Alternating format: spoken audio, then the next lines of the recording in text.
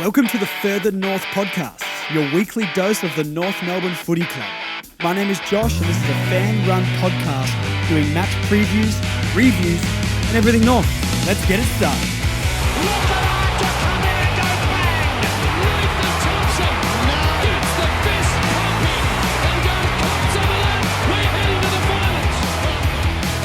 Can you believe in 2023, North Melbourne is 2-0 at the start of an AFL season? Unbelievable. We've got royalty once again back on the podcast. Admin 3, I believe, Admin 3. from North Melbourne, closer to a flag. Do you prefer Admin 3 or do you prefer your actual name? Oh, look, you can call me Rashan for this one, but Just this once? yeah, if you do see Admin 3 up on the page, you'll know exactly who it is. exactly who Yeah. it is. Unbelievable. How are you feeling after the game? Oh, look, my head's hurting a little bit. Look, I got to say that was a very stressful last couple of minutes. They can't keep doing this to us. No, look. As good as a win is. As good as a win is, yeah. I don't want to do this all year. Oh, goodness. Yeah. Guys, get your fitness up and play 4 quarters, please, because if you can just do a 25-point win, it'd be nice. 35 against the Eagles. If we can stick to that, so much better. I just don't want to age 20 years in like a quarter. I said this last night to the person I was with, and I was like, I'm going to go grey if the season keeps going like this. Yeah. But It's stressful. But at the same time, 2-0, you can't complain. 2-0. Do you reckon Carro or Kane Cornes will give us a little bit more credit? Oh, Probably I'm not not. optimistic. Probably not. Not optimistic at all. Unbelievable. Look, I'm still not over last night's win. I was genuinely trembling after the game.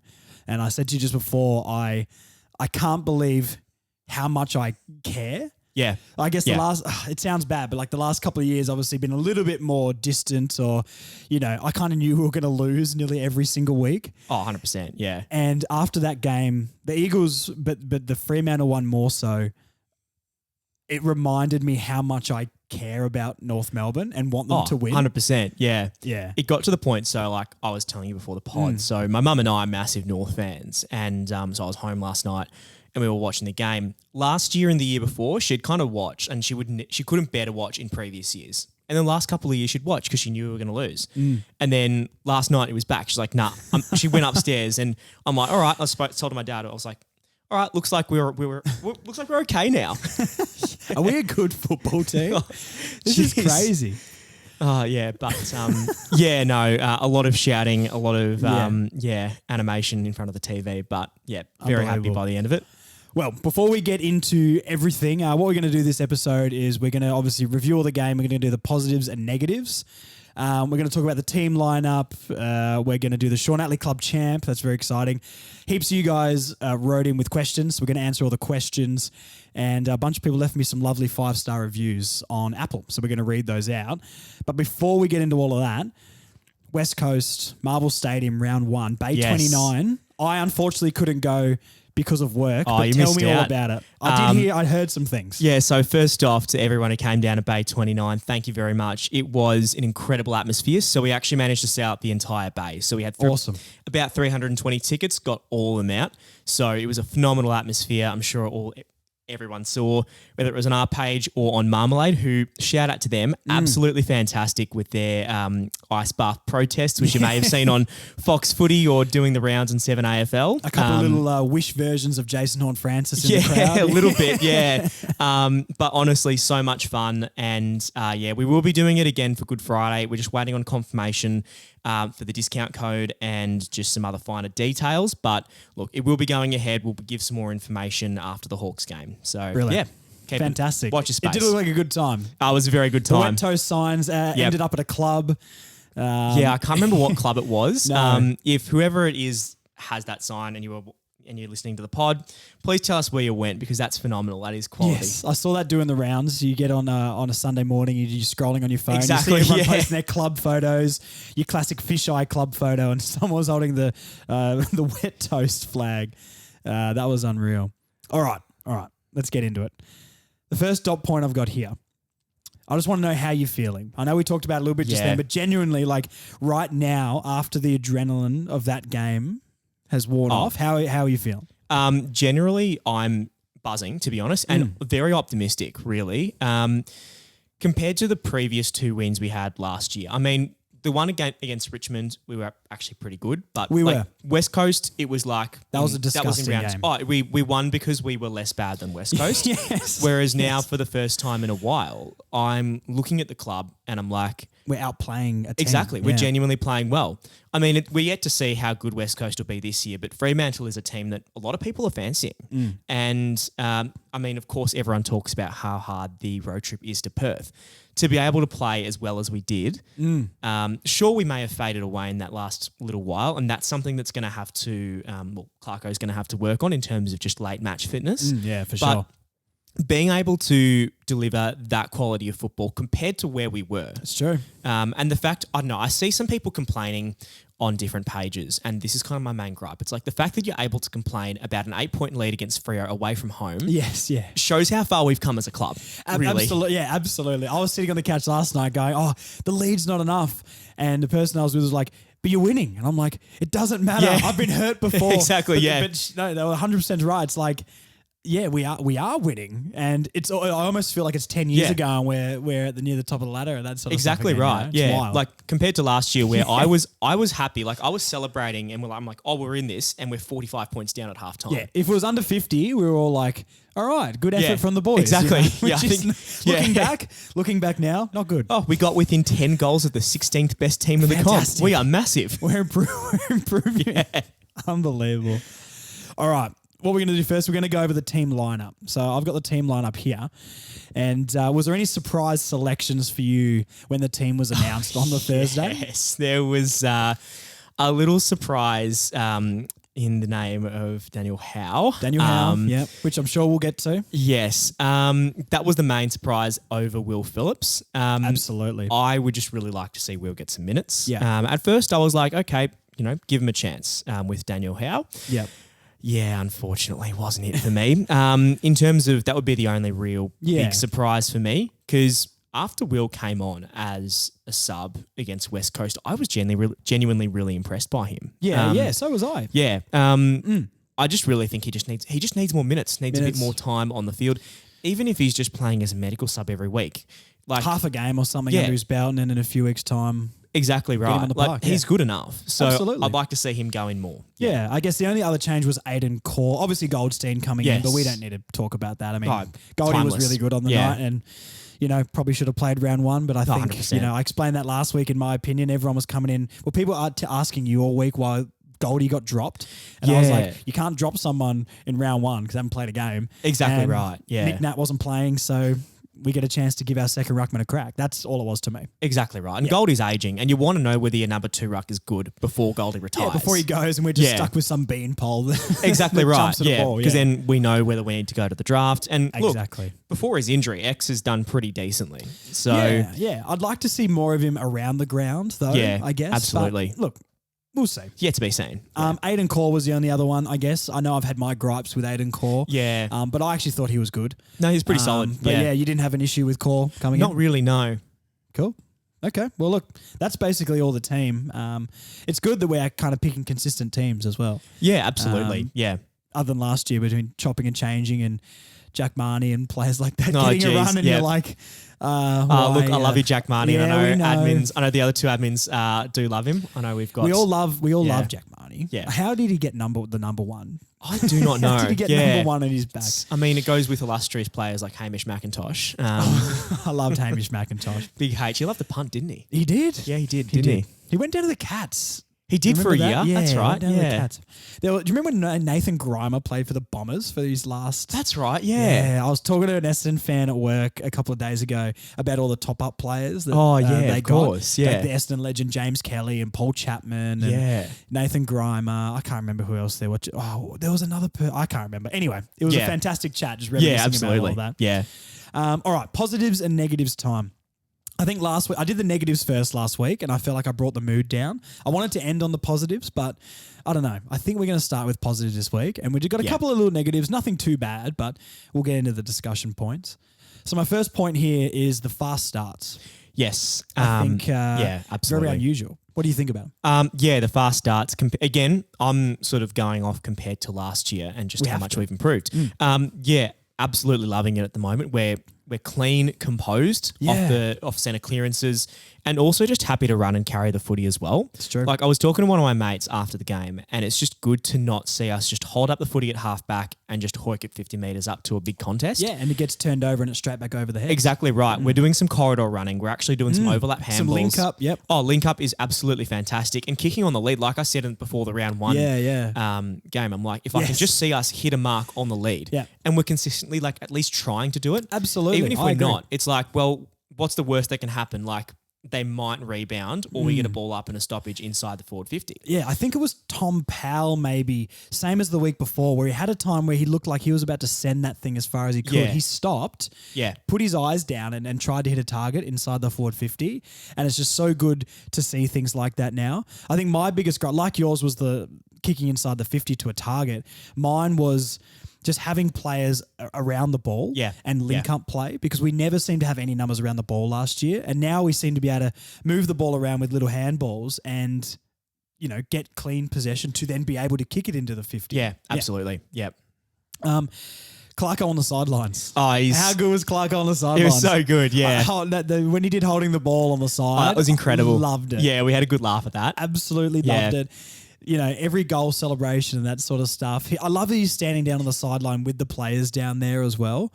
It's culture changing. I don't know. I do like a ground level coach, to be honest, because you've got the assistants upstairs. They can easily. We saw that in the further north thing. Did you watch that? Yeah, that's right. Yeah, because it was really good to get a little bit of the insight. With Clarko was on the boundary line, but he's communicating with Brett Ratton up in the up the box all the time. It's literally like having two senior coaches. Yeah, having absolutely. someone like Brett Ratton there, it's incredible because you've got that insight across both of them. And like the assistants, they can be upstairs. They don't need to be at ground level. No. It's good to have the gaffer downstairs. Yeah, ground level, getting amongst the lads. Exactly right. But like even just celebrating with them when they score goals on the sideline. He's like pointing at people. I don't know. I could only imagine as a player how much more connected that'd make you feel. It would just be more fun. Yeah, absolutely. Like it just makes playing footy more enjoyable. Yeah. That's what it is. Yeah. 100%. LDU's a star. What an absolute star. He's and just it's so good Yeah. getting like Dermot Brereton and even Damien Barrett, even though Barrett's a North fan, right? Allegedly. Yeah. Jesus Allegedly a North Christ. fan. But I don't know, just media personnel. I think Jono Brown said a lot of good things about him as well, of just like finally getting him some recognition. We saw this last year as well. Oh, yeah, and he never got any of that cred. Man, like what an absolute weapon out of the middle. 11 clearances. Yeah. Well, yeah, just talk about him. Oh, he's just like... Tell me what's in your heart. It's just like, the thing is, like the first thing that really stood out to me, I remember we went to the Sydney game last year.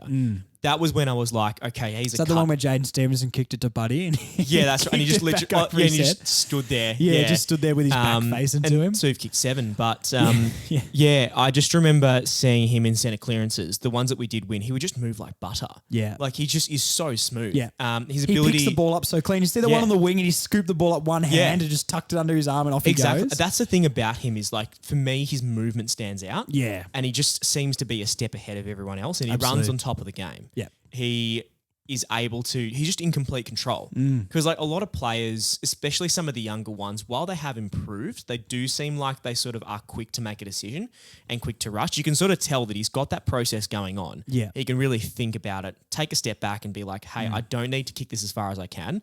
I can do an overlap handball. I can kick on the lead.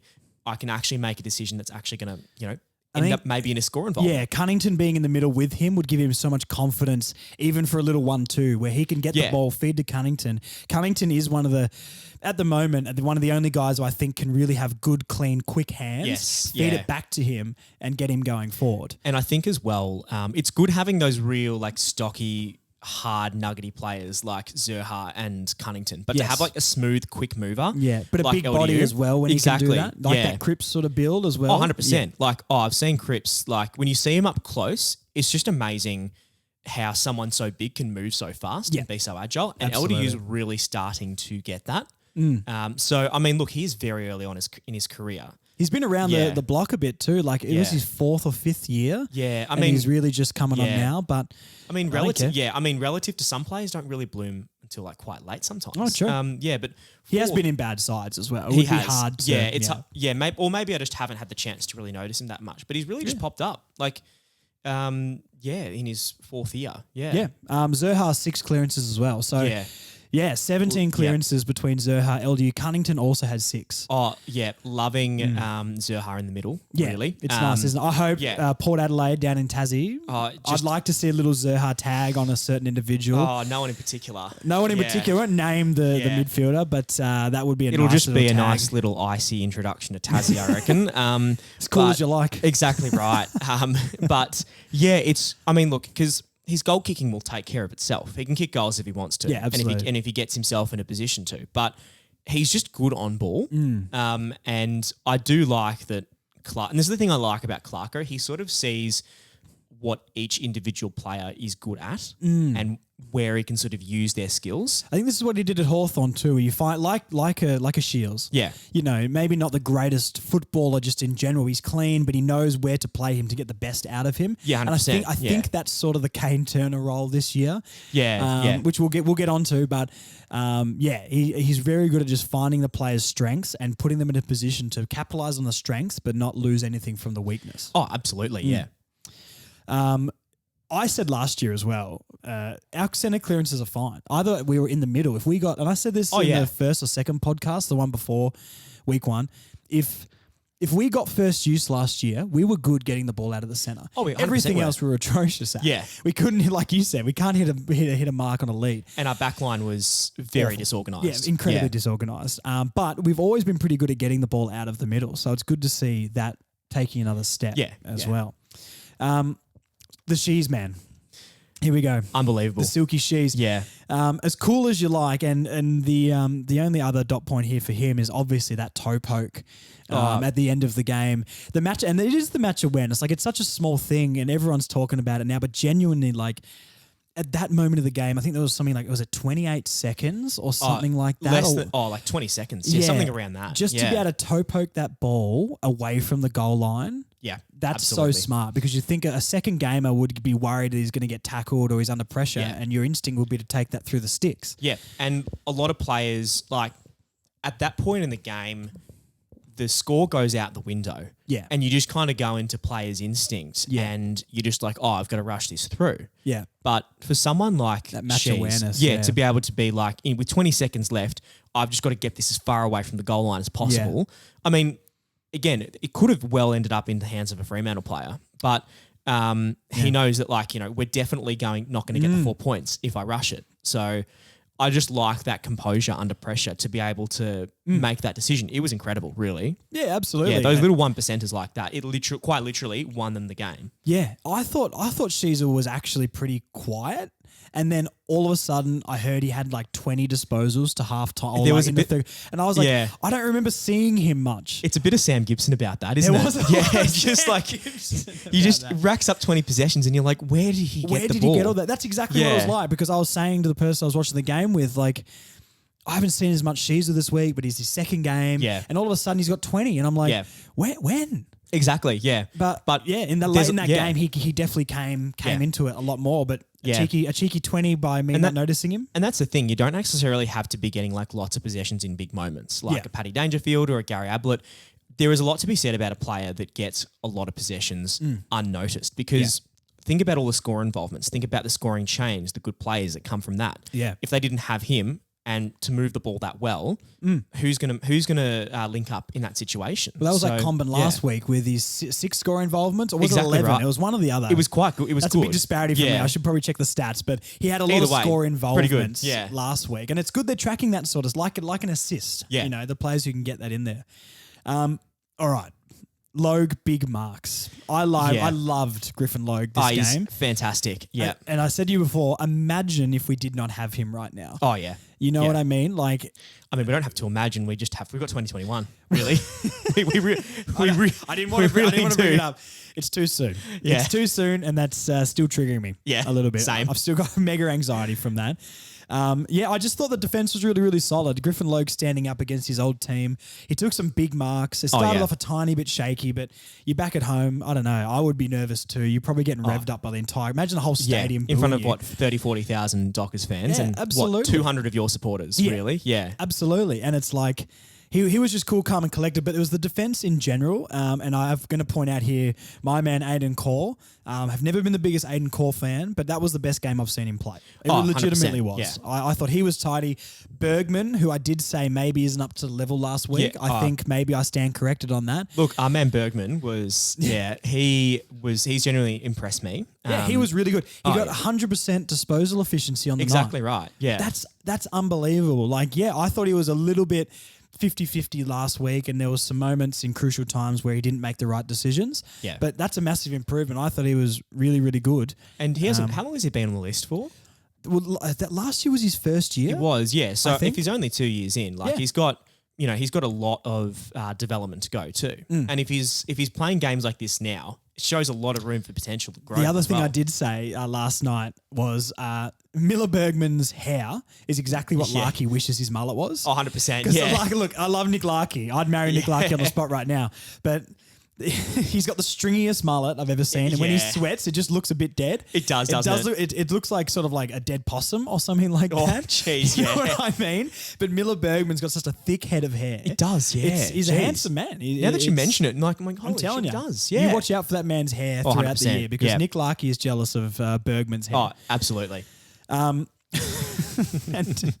great hair chat. Sheezel. I thought Sheezel was really good. Yeah. I think Sheezel's been good last week and this week. Yeah. And I know a lot of people were calling for Sheezel not to play. I will stand by the fact I did say I want Sheezel in there. But I thought he was really good. He competed on the ground well. Yep. There was a couple of times one-on-one where he was closing in on a pack and the ball never gets marked when he's around. He at least brings it to ground. I thought he was tidy and made good decisions in the back line. I was happy with him. Yeah, that's the thing about Sheezel. The gap between his best and worst is very big. But I think we see his best more often than not, though. You know what I mean? So. Like, I don't remember too many bad Sheezel games, and it's hard in the last couple of years because the team's been so average. It's so easy to be like, he's not up to it. He's not up to it now. Exactly, yeah. But he was, I don't know. I feel like all through those years, prelims and all that sort of stuff, the 2010s, he was pretty good every single game. Oh, absolutely. Yeah. And I don't know. Obviously, a new role for him in a team that's a little bit better, has even a hint of structure. And I think he's been pretty solid. Oh, yeah. Absolutely. Yeah. Yeah. Larky Mayhem. Yeah. He kicks it so well, doesn't he? Has he missed this year? Did he get up one behind against West Coast? Was it 6-1 or 6 straight? Maybe 6 straight, actually. Yeah. But yeah, he's just so accurate. He's so good. And you see when he kicked, maybe it was his third goal. I can't remember. But he's the one where Curtis soccers it out of midair and he's sat under it and marked it. Oh, just, That kick was so low. And he's just speared that. It was a thing through dart, the goal. that one. Yeah. It was. He's a brilliant set shot at goal. And just like, my Facebook page and yours throwing a little bit of banter around before, my bet with Big Ant at work is looking very juicy right now. It is, yes. I can't believe someone would ever tell me that Oscar Allen's going to kick more goals this year than Nick Larkey. And Larkey's got 10 in 2 games. That's very solid. Yep. I did say to Big Ant at work yesterday, you can cash out of the bet now, mate, if you want to. But he stood his ground. And then Larky went and kicked 4. So I'll get back to you guys next week and see what he's thinking. But I don't know. It's so nice to be able to, like you said, see him take a chess mark with someone kicking to him, but he's also drawing free kicks. He's stronger in the packs. Oh, yeah, absolutely. And he's agile as well. There's a couple of times where he's picking the ball up off the ground, just like Ben Brown used to do. Yes. He's got a bit of that about him. And he does. Brilliant set shot for God. I'd love to know his percentage. Conversion rate. Yeah, conversion rate. He's got a little bit of Petrie and Ben Brown about him. Oh, yes. That's the thing. Because Petrie was more of a contested Don't say that to me, mate. Oh, he my God. He was more of a contested mark guy, he was. Dish, and Ben Brown is much better on the lead. He was. 100%. It's good to see that Larky at his best can do both. So, again, I think just because he's not been in the best side lately, we haven't been able, or in his whole career, we haven't had the chance to see that. So, once we start, or hopefully starting to build some momentum, absolutely, it'll be good to see where he can go with that. I love Nick Larkey. I love a greasy Suv. All right, chipping around the back seems to work. I didn't notice this as much in the first game. It was so prominent yesterday. Yes. Just of that statement alone, do you think they did that as much against West Coast? Oh, not at all. No. Yeah, okay. I didn't know it was just a me thing. The only time we ever really chipped around the back was to make a switch. Yeah. That was the only time I really saw that. But to see us actively doing that, usually I don't really like it. And how accurate are all these little passes? Because last year, those are the ones that we just skew all over the place. Oh, 100%. Our skills have always been down, but just, chipping it around the back and being patient, getting a switch and then linking up through the middle a couple of times as well as the wings. That's the biggest change I saw for the entire season so far. I think that's probably the biggest one because we're not holding it up in terms of patience in that way. We're sort of letting them get set as well. Exactly right. We're shifting them left to right. Yeah. It's in those quick active plays, sort of really trying to make them and then making those decisions under pressure. Yeah, waiting until something comes up as an option instead of just being like, oh, we've chipped it a couple of times. Let's just send this thing. And if it involves chipping around the back and making the other players move around a little bit, then I would much rather that than just, again, kicking it 50 metres up the line. Yeah, for sure.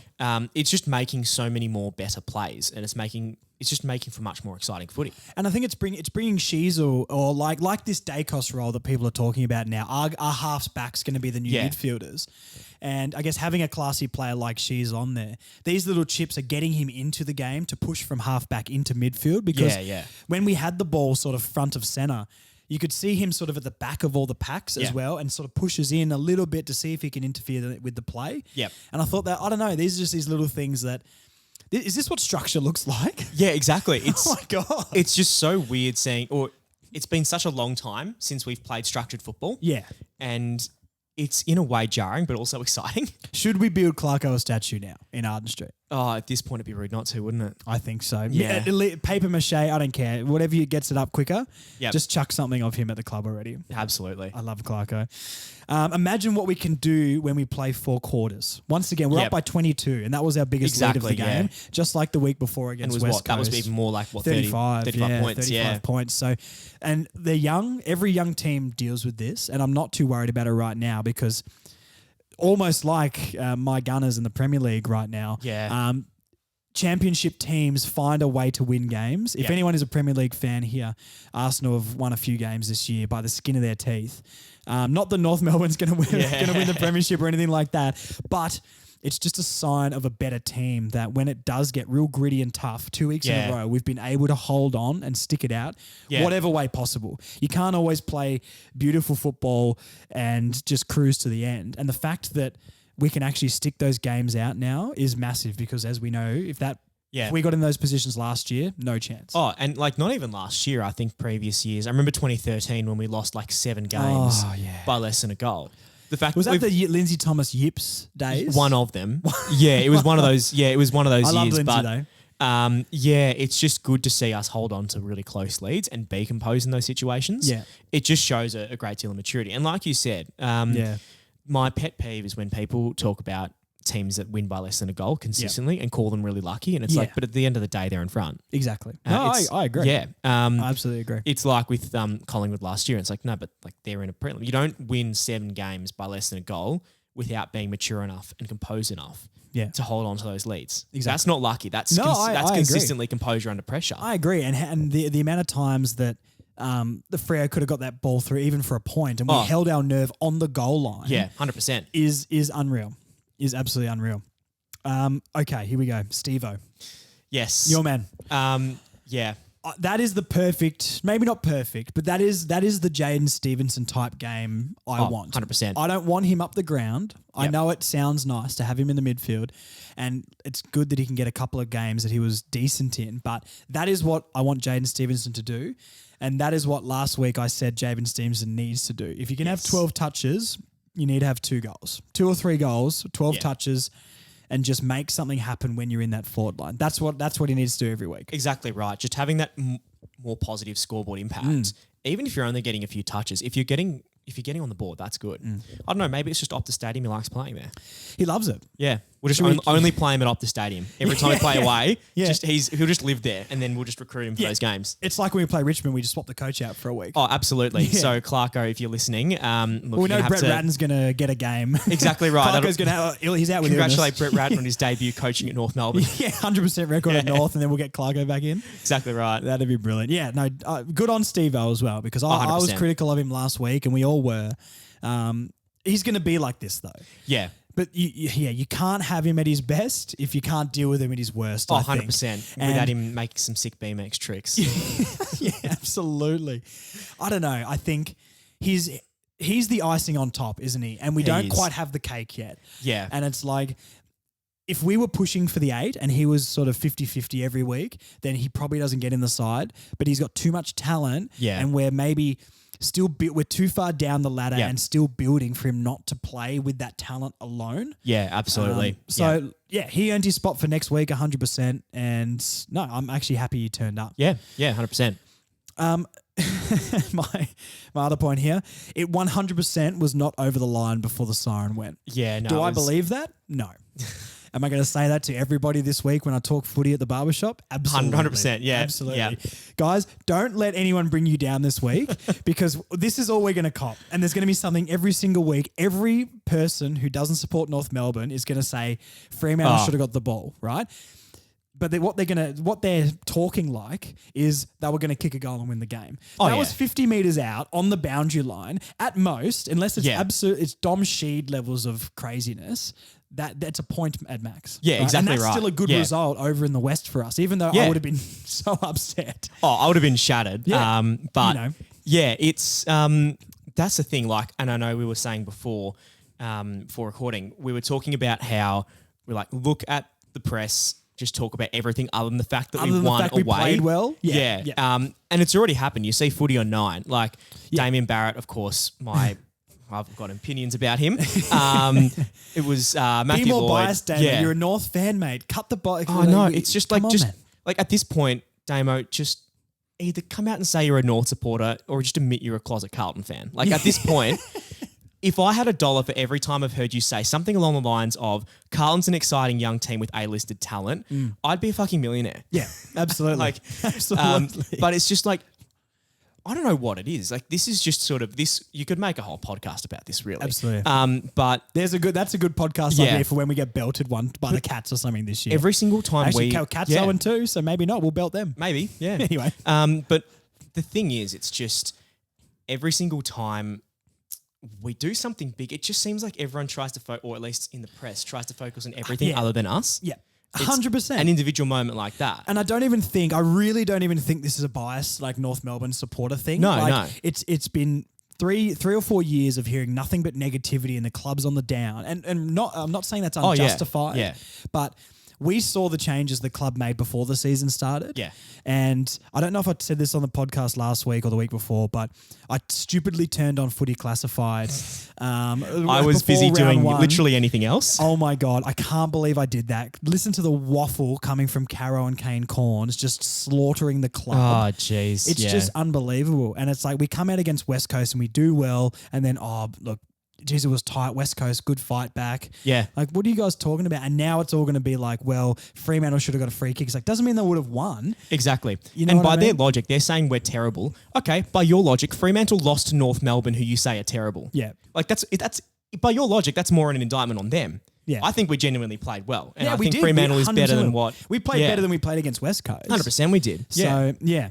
We'll get some credit eventually, guys. Stay strong. All right, 2 really, really quick ones here. Simpkin had 10 inside 50s. I think Simpkin's gone a little bit under the radar this year, but he's been very, very good. That goal he kicked was class 100%. too. That was A-grade quality. Yeah. The link-up handball from the wing and just to cut sort of in full stride and put that directly through the middle. It was just so good to see. That was smooth. It was, wasn't it? He's silky smooth. And Goldie's tackle. I don't know the player's name. The guy looks like he had a spider on his head. Yeah. You know, it doesn't matter if you're 21 years old, you're not running around Big Goldie. Yeah. And I loved that. All right. A couple of negatives. We're not going to last too long on these, but we do have to mention some negatives. We'll do more quick fire on these. We were 3 goals up with 4 minutes to go. Yeah. Yeah. Now, there is maybe a certain individual, which we'll get to next, that may have been a big part to play in that. Yes. Yeah. You know what? Let's just get into it. Daniel Howe. Oh, geez. Daniel Howe. I was willing to give him a chance as any debut player. You want to see the best in them, and you want them to. Yeah. I hope he wins the Brownlow medal. Yeah, absolutely. But yeah, unfortunately, he just wasn't up to the standard. No. And I think he was directly involved in those 3 goals. Yeah. Definitely 2 of them, if not all of them. Yeah. That got them back in in the game. That one where he went to scoop the ball off the ground, left the ball, completely overran the ball, and the guy scoops it up and snaps around the body for a goal.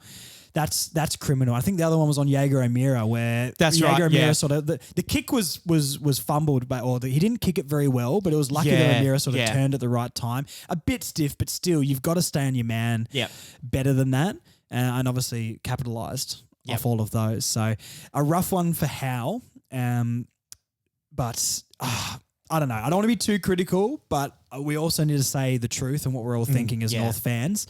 And an absolute shocker from him. Yeah, you hate to see it. Again, like I said, I really want them to succeed, but he's not doing himself any favours if he has performances like that. No. That was... it was like one guy was just channeling 2022 North. Oh my God. What I mean? Yeah, he was just bringing all the It's like he called David Noble before the game and said, mate... Jesus. We're... oh, God. Lord Noble. No. Yeah. Look... I don't want to see him in the team next week after that. And we'll get to a certain individual that absolutely should be in the team. Yep. But, not good. No. Not good. Lucky it didn't affect the win. Yes. But it basically did. Yeah. It felt like it did anyway. I mean, I'd rather us learn now. 100%. Imagine if we walk away from that game 3-goal winners. Yeah. And the media can't make up, is it this, is it that? They actually have to say we played well. Exactly. Yeah. We're not there yet, but we'll get there. The fitness is lacking, once again, sort of tying into all this as well. It's not all Daniel Howe's fault, I think, but the fitness is lacking and we're not quite playing 4 quarters yet. Yeah, and I think that's the thing as well. When you start off, match fitness isn't always there, especially for clubs that are developing. Young team. Round 2, You'll find that in any rebuilding club. Absolutely. You just find young bodies, they just tend to tire more. We look at the Hawks now as well. Exactly right. Thing. Yeah, they'll have the exact same problems we do. Even the D's when they were beginning their rebuild as well. Like teams will just kick away at the end, or if we're in front, teams will get back into it. So it will take time to really build that match fitness. But we're still getting the wins. Exactly right. As long as the wins are coming and we are still putting in relatively good performances, I'm still happy with that. How many games do we want to win this year? This isn't a no, but this is just off the top of my head here. See, you know what I mean? Because we are still building and we've already won as many games as we did last season, right? Which is unbelievable. But do we want to get like 8-9 wins and finish like 12th and get an average pick, or do we want to I'm not saying to tank, because we want to be at an attractive destination, we want the players to be re-signing and we need to be competitive, and I want to win. Of course I want to win every game, but realistically apparently next year is a pretty deep draft. It is a very good draft. Yes. And we want the talent as well. We imagine another Sheezel. We got Wardlaw to come back in eventually, but imagine another Sheezel type player that could be a defender or another forward to help Larky or something. Exactly. And I think that's the thing that we've got to think of a lot more long term. In terms of the number of games we want to win, I don't like to put a number on it, because then it sets an expectation mentally and psychologically as well.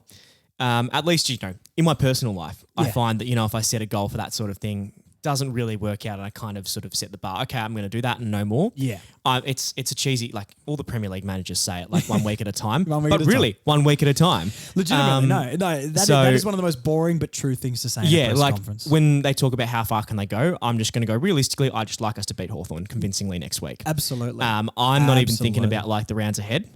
I think I called it a percentage booster in the group chat, which is very cocky and arrogant, but I'm going to stick by it. Again, like I said, I just don't want us to be like peak 2015 North, where we beat everyone above us and just lose to all the bottom 4 sides. So that's my one concern. So hopefully we're not like that anymore. No. A really quick one. Charlie Comben struggled. Yeah. I like Charlie, and he could absolutely be my favourite player in this team. He always competes well. The dude was cooked in that last quarter. Absolutely, I hate to see roasted. First off, thank you for the follow, Chom. Really appreciate it. Yes, number one fan of Close to a Flag. No, we do appreciate it. But it's it was hard to say. It was hard to watch because notwithstanding the page and his support, I really do like him, and I think there is a lot to like about his game. He looks very athletic, doesn't he? Because the way he attacked some of those marking contests, once he can get his hands on those and clunk those, watch out for that guy. I think he just had an off day. I agree. Yeah. This isn't a diss on Charlie Comben at all. This is literally just like, I think he's had he was really tired. He looked cooked. He struggled in that game. Yeah. But he's absolutely holding down his spot in the team. Oh, absolutely. He should be playing every week just to get that continuity, because once it does click, him and Larkey, the other thing people have been saying as well is Comben and Larkey work well together because Comben's never in Larkey's way. Yes. And that's why, is it Tabiner? Was that their forward? That's why he got subbed off. Yeah. Because those two forwards that were down there for Fremantle kept getting in each other's way in the same packs. Yep. And Chom doesn't do that. No, he doesn't. No. And that's the thing. Once he starts and now that he's starting to hold down his spot in the side consistently, he isn't going to have, especially, when you're starting out early on, at least when you, as a regular starting 22 player, you're not going to have a good game every single time. No, absolutely not. Especially for a big man too, because it does take longer to come on. Exactly. Picking up a ball off the ground and handballing for a midfielder is a lot easier than taking a big pack mark or kicking 100%. A bag of goals as a forward, So, yeah. Paul Curtis got subbed off. I think just illness. Yeah, I think he felt a bit crook. The website did say injury, but I'm assuming they don't have a little illness badge to put up there. That was bad because he looked really good. He did, yeah. He shrugged someone off and then he stepped someone and he squared the ball to Stevenson who dropped a mark. And I was seeing the going, this passage of play is beautiful. Oh, yeah. If it wasn't dropped the mark. Yeah, if it wasn't, that was so devastating because it was just... I was standing at that point too. I got off the couch. I was like, no way he's going to mark it. And then he dropped it. But hopefully Curtis is back next week. Last two negatives, and then we're going to go on to some more fun. Turner. Kane Turner. Okay. Look. This is the one we've got a bit of division on here. We do. I am not saying Kane Turner should be dropped to Rezzies. I just think, and I said this last week, and I'm standing by it. He had his moments, the little flick. Yep. Who was it? Davies Uniacke he flicked it to. It was. I think it was him. He tipped the ball in a contest, and we got it out on the break, and that's brilliant. Those little 1%ers. He did lay some big tackles. Yeah. But we can absolutely find a player that can do that and play offense. Yeah. And I do understand at this point with where our team is at, we maybe don't have that guy obviously on the list. I've got a couple of options I could name in that. But before I do, counteract my point. Yeah. So again, that's the thing, because I still remember 2014 Kane Turner. Just throwing tackles. So, didn't they say he's going to be the first 400 gamer or something? Sorry, 500 gamer because he was 17 or 16 when he played. Yeah, when he was, absolutely fathering Dyson Heppel between English sacks. But unbelievable. Yeah, it's and then after that, I don't think there was a coach there after Brad Scott that really knew how to get the best out of him. There wasn't a coach there who knew how to play football. Yeah. Let's be real. Yeah.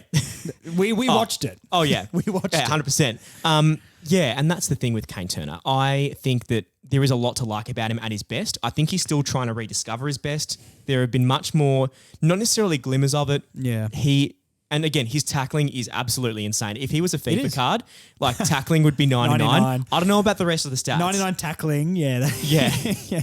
But do you think that if our team was pushing for finals, is he in the team as he is now? I was going to joke that he somehow finds his way into the team anyway.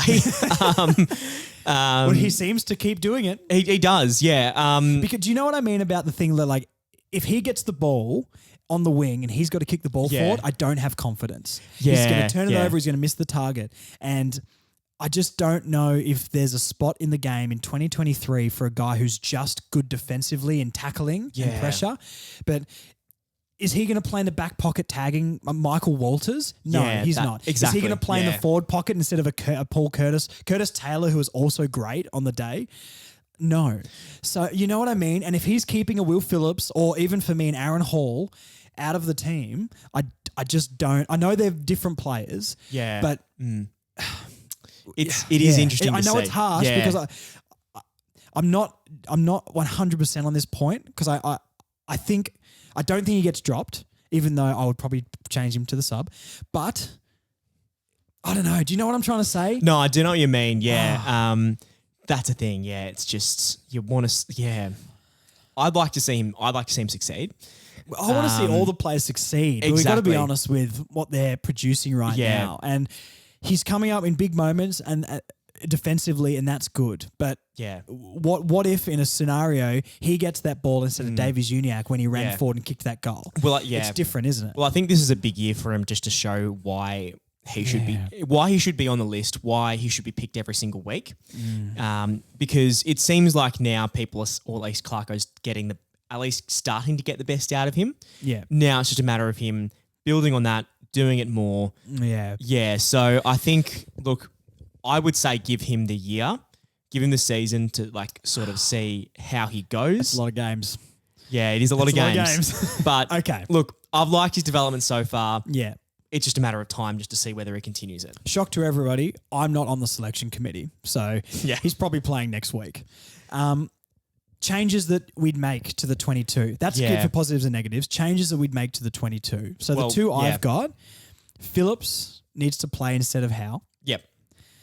And I would bring Aaron Hall in for Kane Turner. Okay. I like Aaron Hall. I know people are off him, but I feel like Aaron Hall is in the same boat as Hugh Greenwood was in with a lot of people except for Tyler. Yeah, I mean, Aaron Hall at his best, absolutely fantastic.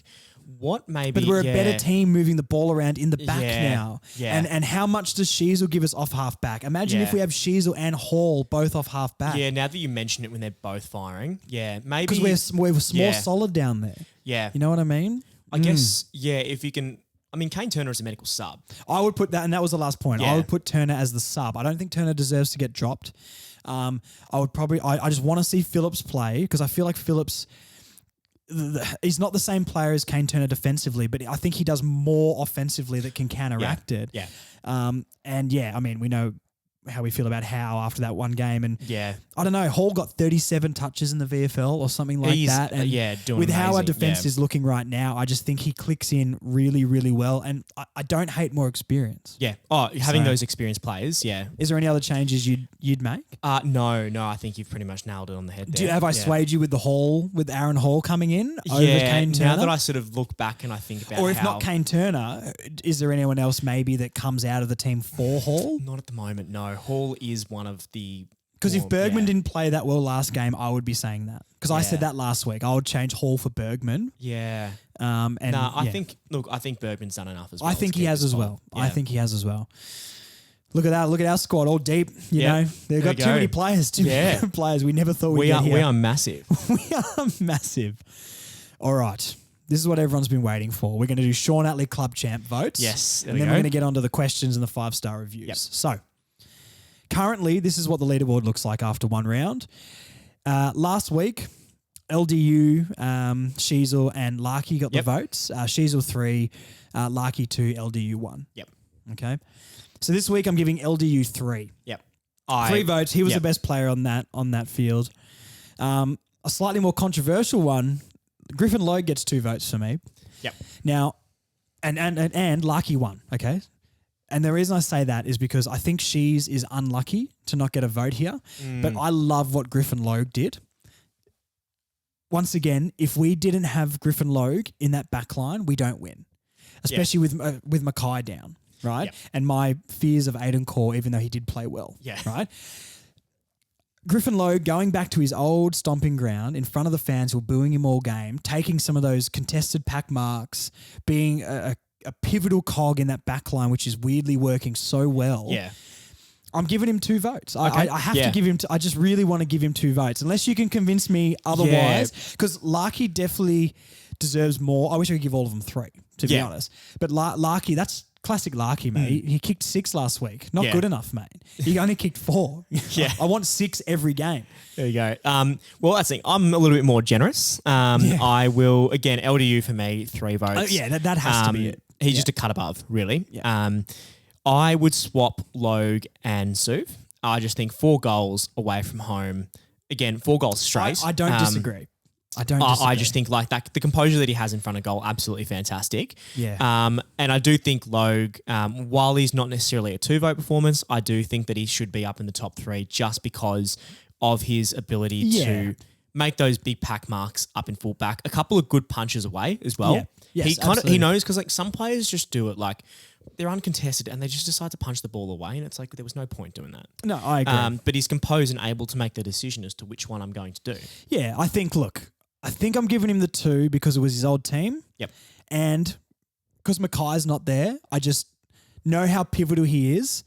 And our defense has gone from being an abomination last year to looking like it's pretty okay. Yeah. It's on the way back. Yeah, it's on the way back. I'm not saying it looks great, but I'm saying I'm not just vomiting everywhere when it's going in the back line. Yeah. I'm just trying to watch that. Yeah, okay. So, updated leaderboard. LDU 4, Sheezel 3, Larky 3, and Logue 2. Yep. All right. It's getting hot and contested. Here we go. Unbelievable. And shout out to Sean Atley. Yep. Oh, we love Sean. I did tag Sean Atley when I posted up the votes as well. Yep. So still waiting for you to get back to me, Sean, but that's cool, mate. No stress. All right. Viewer questions. We have a lot too, so we're going to do this as quick as we can. But thank you so much, guys, for writing in. I posted on the Facebook page and I posted on the Instagram, Further North Pod and Further North Podcast on Facebook. And heaps of you guys wrote in. There's a lot about LDU on here, so we're going to try and combine a few of these, but I'm going to read them out. So, and I butchered some names last week. There was one name, I can't remember what it was, but I butchered it last week. Paul Menotti. Paul Menotti.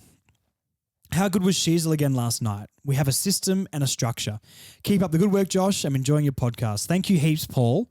And I think Sheezel was great last night, even though I did find him a little bit, not anonymous, but like he was just kind of cruising around and I didn't notice him. But as soon as I was made aware of how many touches he had, Again, absolutely. very Gibson-esque. Very Gibson-esque. Stephen James, this is Clarko bringing basketball-style coaching to the AFL. He really is loving his footy again. That was an interesting one when I read that one because it is kind of basketball-like with how quickly we're stringing passes together running up the wing and just being able to move through teams instead of push them back. Maybe all we the need to time. recruit Scott Pendlebury. I don't know. I've heard he has a basketball Goldie background. has a basketball background. He does, doesn't he? Yeah. Thank you, Stephen, for that. We got Benny Dale. LDU has announced himself. Sheezel on the goal line. Such a cool, calm head. Common's work rate, not huge on the stat sheet, but he's giving it 110%, and his time will come. And I agree with all of that. Absolutely, yeah. LDU announced himself. The media's talking about him now. She's on the goal line. Cool, calm, we talked about. And Common's work rate, 100%. Benny's spot on there. Andrew Blakes, let's talk about how accurate Larky is on goal. His set shot is very reliable. Yep, absolutely. And you talked about that one too already. Fantastic. North have always had good forwards as well when it comes to set shot accuracy. We may not necessarily be like having lots of shots on goal, but compared to like a Buddy Franklin, he will kick like maybe 6 goals 4. Yeah. Whereas a Larky or when we had Ben Brown, it would be 6 goals straight. Yeah. Yeah. Not as many opportunities, but we really take advantage of them. Absolutely. We got Mitchell By. Our effort was absolutely outstanding. I cannot remember the last time we sustained that sort of pressure. Yes. Yeah, 100%. My God, Sheezel is someone very special. Maybe controversial, but I think Steve-O is showing signs of becoming what he promised to be early on. Yeah. Really want to persist with him and build his confidence. Clarko is a genius. Yep. 100% agree with that. We did touch on Steve-O before. But could not agree more with that. We've got Paul Broadbent. Aiden Core, cannot underestimate his contribution. Haven't always been impressed, but was yesterday. Paul, we're on the same wavelength. Yeah, exactly right. Legitimately on the same wavelength. I've said Aiden Core is not my favourite player. I thought he was really poor last year. But no, I think he had a really, really good game. Christopher Moore, LDU freak. That's all you need to say. Exactly. Not much about that. An absolute weapon. Justin Smith was how a bad selection. Yes. How was defending O'Meara and gave up an easy mark, which O'Meara then goaled. He was in the goal square and attempted a double-fisted spoil and barely made contact. That led to the Brennan Cox goal. That is true. That's the one I forgot. Yes. It is just that decision-making. That is just what separates him as a reserves player from an AFL player. Absolutely. And the last one on Facebook was Shannon Standring. LDU and Sheezel are beasts. My partner, Tatiana, very nice name, has never really been into footy. That game was on her birthday. Unbelievable game. And the first live game she has ever been to. She had the time of her life and definitely a North Melbourne fan for life. Unbelievable. Got another one on board. She was thoroughly impressed by the boys, in particular Nick Larkey. Well, someone else loves a dirty Sue as well. Exactly right. As soon as we got home, she instantly went to watch the replay. I watched the KO Mini this morning as well. That's really good. That's very wholesome, actually. Yeah. Unbelievable. Good to get your partner into the footy. Hopefully you've got her in a North Melbourne jumper as well. Get her merched up. Yeah, exactly right. Yeah, we need all the fans we can get. 100%. Did you have something to read out quickly? No, not for me. No, okay. Yeah. No, it's all right. I've got some Instagram ones here as well. Now, Instagram handles are much more difficult to say than people's Facebook names, so we'll see how we go here. We've got Brighton _Islas. Exceptional grit and perseverance. Khan the Mighty Ruse. Could not agree more. We've got a fan favourite here, Reese Delaney 87, who did send me a fantastic video at Optus Stadium of everybody singing and singing the song out in the halls there. Oh, yeah, I saw that. Yeah, fantastic. Optus Stadium Ruse fans were out in force, and you were one of them, mate. I got to say, given they were thoroughly outnumbered, it was so good seeing them get around the song and then the players after the game. Also, a shout out, we sent out a few of the posters. So we had the North Close to a Flag, the wet toast ones. Yes. We sent out the PDF to a few people who were at the game that just said North Closer to a Flag, then Flag Mantle. And people were parading them around, which we absolutely love to see. Yeah. Again, down in Tassie, if we can do exactly the same thing, any Tassie listeners that'll be there in Launceston, please reach out to North Melbourne Closer to a Flag. We'll do the exact same thing. But honestly, credit to the fans. Made a lot of noise for the numbers that we had down there. So phenomenal. No, for sure. We've got Jared Andrew. Loved seeing Clarko actually getting amongst the game and not sitting silently in the box. Yep. Absolutely. Exactly. When he did holding the ball on the sideline, mate, I do love a ground level coach. Absolutely. Con's Ghost. This was a good one. I read this one before. Nearly crashed the girlfriend's car listening on the radio. She wasn't happy. Worth it. Don't operate a moving vehicle when you listen to North Melbourne. North Melbourne games. No, 100% worth it. The cars are write-off anyway, but North Melbourne are not. Max _BD23. Probably the best game of footy we've played in the last 3 years. What do you think about that? I think so. You reckon? Genuinely, yeah. What about I can't really remember exactly how we played against Richmond, but that's the only one that maybe would be up there for maybe me. The Carlton game in 2021 when Suv fathered the back line there. Yeah, he loves fathering a back line. He does, Swans and the Blues. Yeah, exactly right. Well, and the Eagles, as we know. Yep, true. Last couple here. Lockie's 80 _series. LDU Brownlow. That's all you got to say. Yep. I'd give it to him now personally. Yeah, I think we could just shut the count off at that point. Yep. What a waste of time and pencils to mark the paper down with a 3-2-1. Exactly right. Blake's _family _adventures. That sounds like a good YouTube channel. There we go. Amazing effort. Midfield is elite. And we touched on this before. Yep. I love our midfield. Yep. It's deep now too. And when Wardlaw comes in, that's going to be great. Sam Miller, a client of mine at the barbershop actually. When are you going to come in, mate? Your hair must be looking awful by now. Anyway, Turner is hard and Howe is a dud. Very strongly opinionated there. But yes, Howe was a dud in that game. Yep. Howe redemption against the Hawks next week. He'll get 35 and 3 votes, I assume. Oh, geez, that's optimistic. And last one, Stephen Chilton. Turner, Greenwood, different players playing under Clarko. Logue is a huge get. Yep. I couldn't agree more. I think I did have another one in here that I was meant to read out as well. That's it, yes. Paul Roberts, who messaged me a few days ago. He says, "Hey Josh, Roos supporter over in WA. Stumbled across your podcast. Fantastic listen, great content and conversation and engaging to the listeners. Thank you so much, Paul. Hope it goes well for you this season. Question for your next episode." And this will be interesting, actually. Look, this was before the Taron Thomas stuff came out this week. Yes, yeah. But I think it's an interesting question, regardless of Taron Thomas or a different player. Question for your next episode. If Thomas comes back into the team soon, will that unlock Sheezel moving into the forward line? I think Clarkson was an A-grade distributor down back, and I believe Thomas in the back line. Thomas can be in the back line to play half back this year. I think that's actually kind of true. Like, if we did get Thomas back or an Aaron Hall, we know maybe not quite as good as those players, but comes back in, does Sheezel hold his spot in the back line. Yeah. I think he kind of does. I think now. he does. Yeah. I think if he is like that's the thing. Like I guess if he was only playing there as a replacement, then that's fine. But the thing is, he's just so effective. Yeah, like true. When you're like one of the main ball getters or the biggest ball getter on the ground on the day, like really you have to keep him on in that. Like he's taking his spot there. Yeah, yeah. If Thomas does get back, and I think it's going to be a while, I don't think he's going to be playing at least the first half of the season, and obviously depending on how court cases and things go, maybe not ever again. Exactly. For North Melbourne anyway, which I really want to see him back. I know, I'm not a believer in writing somebody off. We all make mistakes, and yes, it was a harsh one and something that you should never ever do, and I hope he learns from. But I hope that he can move past that, learn from his mistakes, and get back on the field because he's A-grade talent if he can. But I don't know. Do you think Sheezel is now just permanently halfback, or if a guy like that comes back? I think he is. Yeah. I really think he is. Like I said, he's just played too well to go off that position. Yeah. Really quickly, I did ask last week for people to leave 5-star reviews on Apple. Thank you for all the guys who left 5-star reviews on Spotify. Unfortunately, you can't write anything when you do that.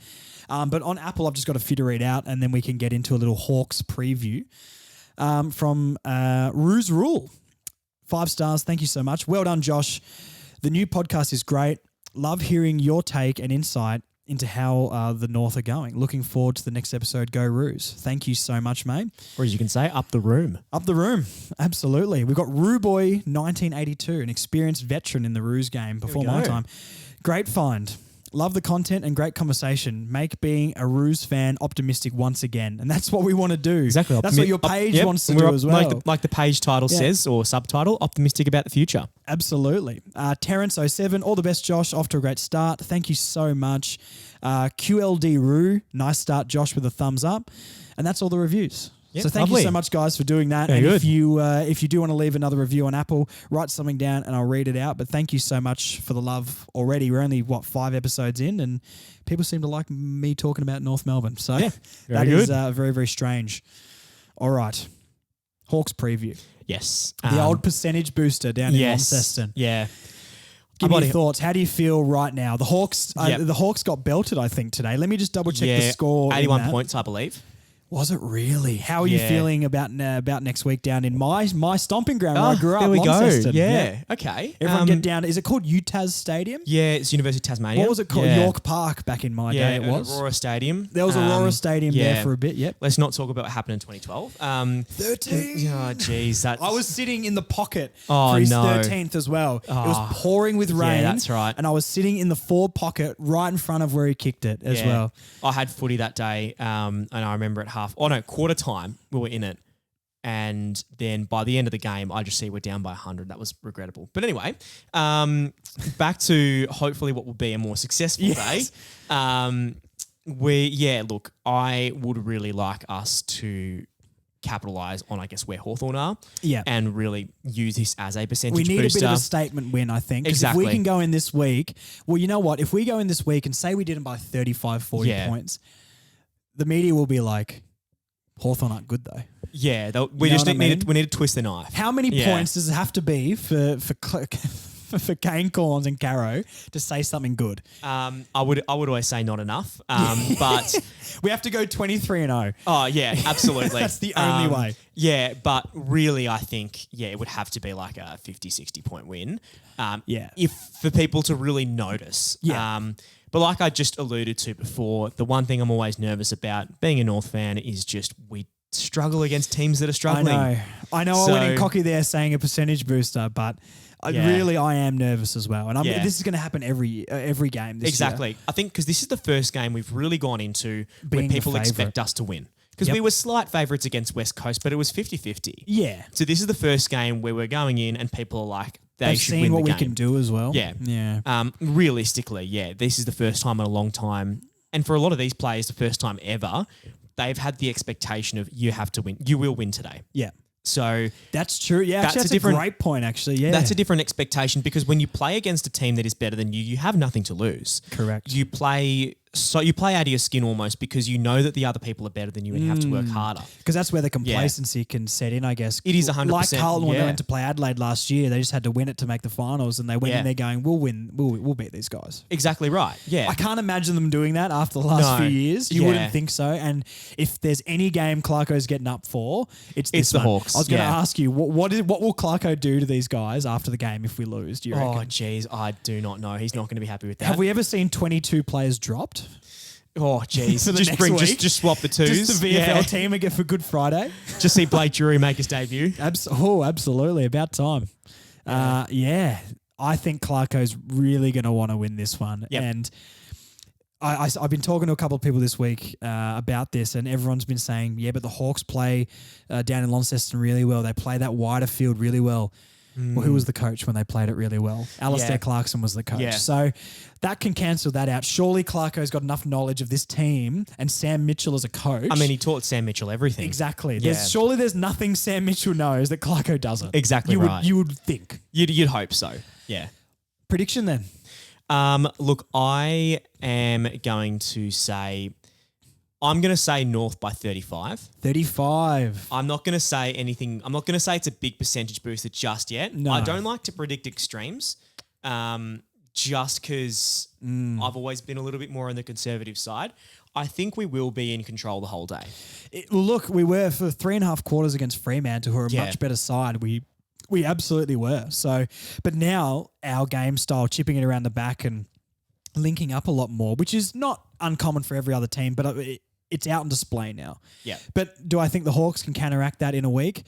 No. Yeah. And does Clarkson know that if I can sit here and say that's going to happen, Clarko knows. Yeah. Right? I'll say 23 points. 23-point win. Yeah. I think maybe the Hawks will improve and be a little bit more up for it because North's maybe slightly weaker. Yeah. Who do they... Well, Essendon, well, I guess I'd actually probably put us on par with Essendon, even though they've looked very good this year. And who do they play today? Sydney. Sydney are better. I don't know. I think they'll have their best performance of the year, but I don't think it'll be enough. And I'll say 23 points. Yep. I've had a lot of good and bad memories down in Launceston. Yes. Even watching Eddie Sainsbury on the wing and down in the forward pocket kick a couple of snags. Matt Campbell, I got his signature. Oh, flash. Yeah. There was a signing. It said North Melbourne players signing Guernseys before the game. So this was like in 2007 or 8 or something like that. That's right. And me and my mate Jake Edmonds went down there and got him signed. And I got Matt Campbell and Ben Spate's signature. Oh, I love it. Ben Spate. Yeah. And Ed Lower. Oh, Ed Lower. Yes. Yep. Clearly they put the scrubs out. I actually thought Matt Campbell was good as well. Yeah, I can't believe he didn't master the club longer. He was a baller. He was electric, yeah. That's enough Matt Campbell chat. Get down to Launceston if you're down there, guys. All my Tasmanian listeners, all my brethren down there, please go and support the lads. And we want some wet toast signs and things like that down there. Absolutely. If anyone wants to dress up as Jason Norman Francis down there, please do. Yep. Protests against ice baths are appreciated. Absolutely. I mean, who wants to recover anyway? I guess that's really it. Anything else about that Hawks game? No. You want to sort of comment on? All I would say is, atmosphere at the games. Yep. If you can get down and really just bring a good atmosphere, we found it in Bay 29. It looked fantastic, at least from the few North supporters that made the trip over or are in Perth. Fantastic. So get out there, make some noise. If you want to sign, please reach out to us. And hopefully we have a good day. North Melbourne Close to a Flag on Facebook, or if you want to message my page, I will send you the links to their page as well, and we can all communicate together and get you all that sweet merch. Good Friday. You want to talk about that a little bit and the plans for that? I know we touched on it at the start, but let's hit it again. Yeah, like I said, Good Friday. We're still waiting for the club. We really want to make this as big as possible as we can. It's our fixture, Good Friday. And we need all North fans to turn up. Doesn't matter if we win or we lose by 100. We've got to be there. We've got to show that we want to turn up for our big fixture of the year. This is the one that we've been pushing for such a long time. Correct, So, like I said, as long as whether or not the players deliver, that's up to them. We can have fun in the stands. Let's deliver in the stands. Yeah, absolutely. I'm hopefully at that one too. I don't think our barbershop's open Good Friday. Yep, there we go. So, sorry. So I think I'll be down there. I want to be in Bay 29 and I'll get down there with you boys.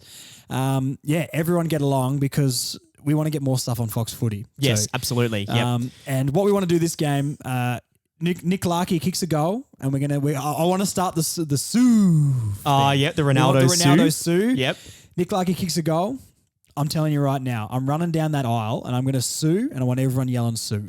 All right, sounds good. We're going to normalise that. All right. And that's going to be a thing. Every time Nick Larkey kicks a goal, someone's got to do it. I don't care who it is out there, but do it. Yep, we'll wind you up for it. We're huge. This is what people need to understand. We're massive, yeah. We're massive. We're the biggest club in the land. Yep. And if we can get TikTok famous, who 100%. knows? Yeah. All the kids will be doing, all the Gen Zers are going to love North. Exactly right. Get the kids on it. In the bar, at the barbershop, everyone's a Richmond supporter who's like 12 and under. Yeah. This is the time to make a generation of North fans. Oh, absolutely. And if that happens, it's all up to you. Exactly right. You'll get the credit for it. Lovely.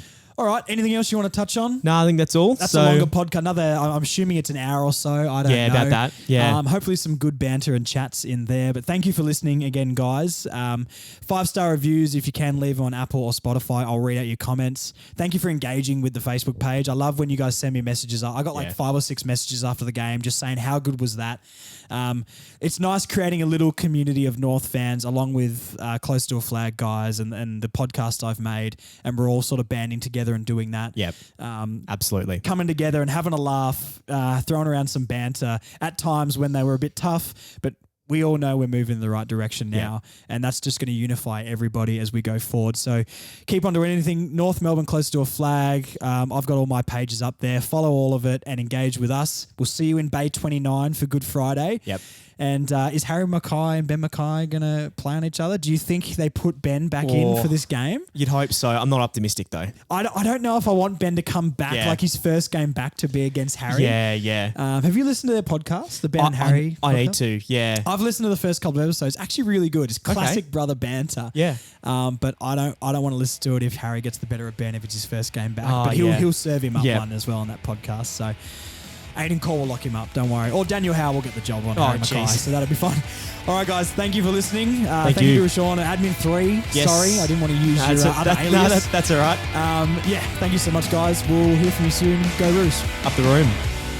Thanks for listening to the Further North podcast. We'll be back next week with more great North chat. See you then, Roos fans.